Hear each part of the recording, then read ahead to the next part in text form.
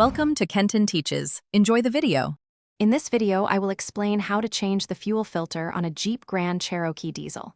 First, gather all necessary tools, including a new fuel filter, a drain pan, and various wrenches. Make sure your vehicle's engine is cool and parked on a flat, stable surface for safety.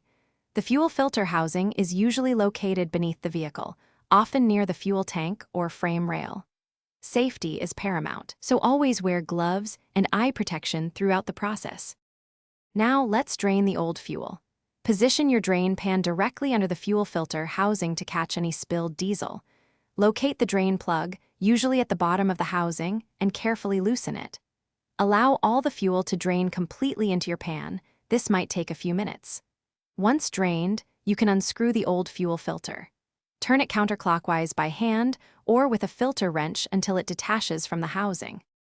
With the old filter removed, it's time for the new one. First, apply a thin, even layer of clean diesel fuel to the new filter's O-ring. This helps create a proper seal. Carefully screw the new fuel filter into the housing, turning it clockwise until it is hand-tight. Do not over-tighten, as this can damage the housing or the filter. Finally, securely tighten the drain plug you loosened earlier. Double-check that everything feels snug and correctly seated.